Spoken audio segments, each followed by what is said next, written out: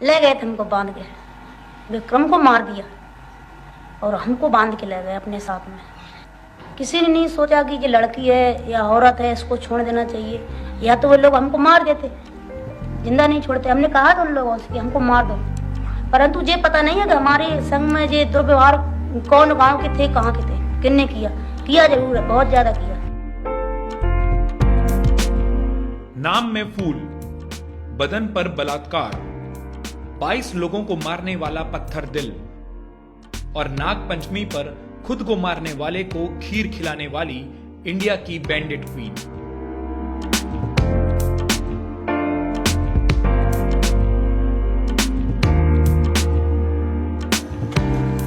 साले गांव के गुंडे भैया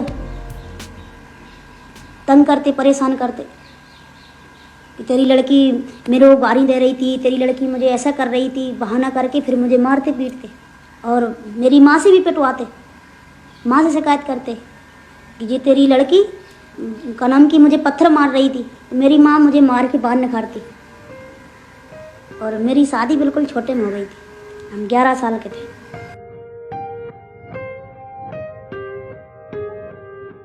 फूलन देवी का जन्म उत्तर प्रदेश के जालौन के घूरा का पुरवा में 10 अगस्त 1963 को हुआ था। उनके परिवार की जमीन को उनके चाचा ने हड़प लिया। 11 साल की होने पर फूलन को यह बात समझ आई और अपने परिवार की जमीन को वापस पाने अपने चचेरे भाई से लड़ गईं। फूलन का गुस्सा देखकर उनके घर वालों ने उनकी शादी एक तिगुने उम्र के आदमी से कर दी। जिसे पति होना चाहिए था वो फूलन का बलात्कारी बन गया। रोज की मार और परेशानी से भागकर फूलन घर वापस आई तो चचेरे भाई ने चोरी का झूठा इल्जाम लगा दिया। इस छोटी उम्र में पहली बार फूलन 3 दिन के लिए जेल गईं। परेशानियों के बीच फूलन ने कुछ नए दोस्त बनाए। अपनी ऑटोबायोग्राफी में फूलन ने इन्हें किस्मत की मर्जी बताया है। ये दोस्त डाकू थे। डाकुओं को फूलन पर प्यार आ गया और फिर फूलन को पाने की लड़ाई में डाकुओं का सरदार बाबू गुज्जर डाकू विक्रम मल्लाह के हाथ मारा गया।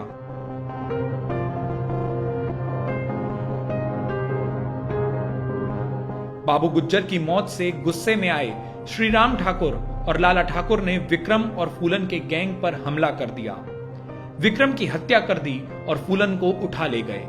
इसके बाद फूलन के साथ जो हुआ उसने फूलन की जिंदगी बदल दी। फूलन के कपड़े फाड़ दिए गए, उन्हें नंगा रखा गया और करीब 3 हफ्ते तक लगातार उनके साथ गैंगरेप होता रहा। सिर्फ 18 साल की उम्र में फूलन ने इतना कुछ सहा। बाद में फूलन ने अपनी ताकत बढ़ाई और 1981 में वो उसी बेहमई गांव में पहुंची जहां उनके साथ ये सब हुआ था। गांव से 22 ठाकुरों को निकाला और सभी की गोली मारकर हत्या कर दी।